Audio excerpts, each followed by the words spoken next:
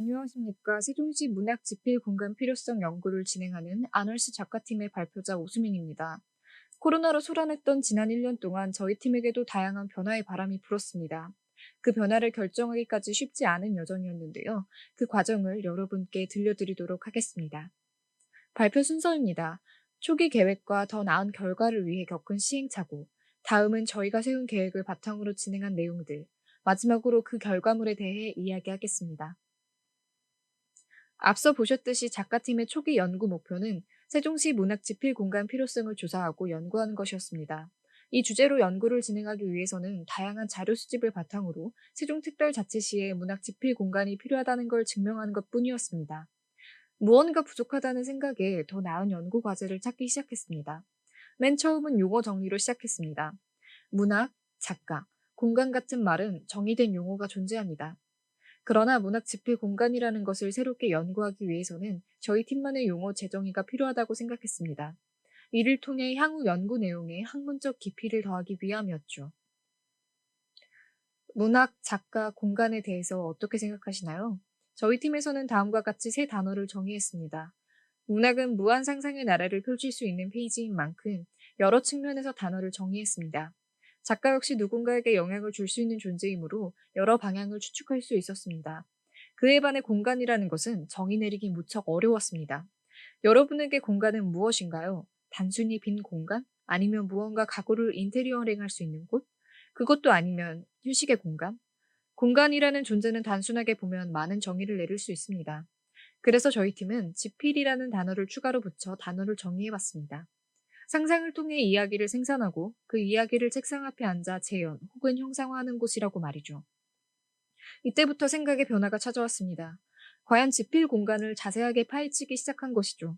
세종시 문학창작 지필 공간의 필요성에 대해 연구하고 있으나 저희 팀은 그 지필 공간이 어떠한 공간인지 제대로 파악하지 못하고 있었습니다. 이때부터 지금 연구하는 주제가 적합한가에 대한 의문이 들었습니다. 그래서 이 공간이 어떠한 공간인지 자세하게 파헤치는 곳으로 노선을 변경했습니다. 세종시 문학창작 집필 공간의 필요성에서 그 공간의 효용 및 타당성을 증명하는 연구로 변경한 것이죠. 그렇다면 집필 공간이란 무엇일까요? 여러분은 자신만의 작업실을 갖고 계신가요? 만약 갖고 계시거나 알고 계신다면 그 공간을 어떻게 파악하고 계신가요? 저희 팀에서는 지필 공간을 총 4가지의 효능으로 파악했습니다. 교육의 기능, 전유 공간, 유휴 공간, 향유 공간입니다.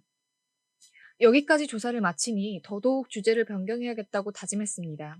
연구 초기 단계의 저희 팀은 레지던스 프로그램을 실제로 진행하기 위해 그 공간으로 본교 기숙사인 호윤학사 관계자와 몇 차례 접촉하였으나 코로나로 인하여 외부인 출입이 곤란하다는 답변으로 연구에 난항을 겪었습니다. 그리하여 레지던스 프로그램 진행을 위해 조사하였던 레지던스 프로그램 수익구조 모델 조사와 그 사례, 현실 방안, 작가 인터뷰 등 레지던스 프로그램 진행을 위해 필요한 일을 전부 중지하게 되었습니다. 이후 본격적으로 문학 집필 공간의 효용과 그 타당성에 대한 연구를 진행하였습니다. 그 첫 번째로 세종시 문학 집필 공간의 필요성에 대해 제안서를 작성하였습니다.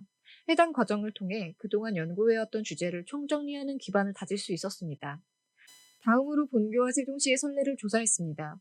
세종시 본청 문화체육관광국 문화예술과 문의 결과 세종시 문화재단 예술지원팀에서 관련 프로그램 지원 가능하며 제가 직접 세종시 교육부 대학생 정책자문위원으로 활동하며 문의한 결과 향후 교육부와 문체부 협업을 통해 관련 프로그램을 진행할 수 있을 것 같다라는 긍정적인 답변을 받았습니다.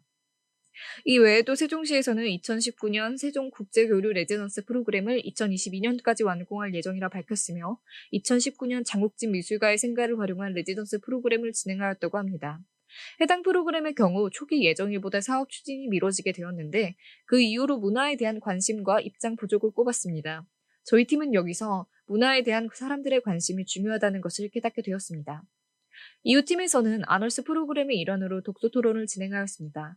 젊은 기획자에게 묻다, 집과 작업실, 헤테로토피아, 지역 문화예술 기획자, 문화예술 콘텐츠 기획 등 지역 문화예술과 공간에 관련된 책을 읽으며 해당 프로젝트를 발전시킬 수 있는 방안과 기획자로서 지내야 할 태도 및 공간에 대한 효용성을 파악하였습니다. 그리고 팀의 목표를 새롭게 잡았습니다. 단순 세종시 문학 집필 창작 공간의 범위를 넓혀 세종시 예술 향유 공간의 필요성 연구에 대한 소논문을 집필하고 앞서 깨달았던 문화에 대한 사람들의 관심을 파악하기 위해 문학 특강을 기획했습니다. 소논문 작성에 앞서 예술 향유 공간에 대한 세종시민의 인식 조사를 위해 설문조사를 실시했습니다. 총 82개의 응답을 받아 분석한 결과 예술 향유 공간 체험을 희망하고 접하고 싶으나 이와 관련된 시설이 미비하고 정보가 부족하다는 답변이 돌아왔습니다. 이러한 내용과 조사한 자료를 바탕으로 12쪽의 소논문을 작성하였습니다. 또한 시민들의 문학 특강에 대한 관심을 몸소 알아보고자 세종 시민을 대상으로 한 문학 특강을 개최하였습니다. 3일간 3명의 작가가 온라인으로 진행한 문학 특강에는 총 53명이 참가하였습니다.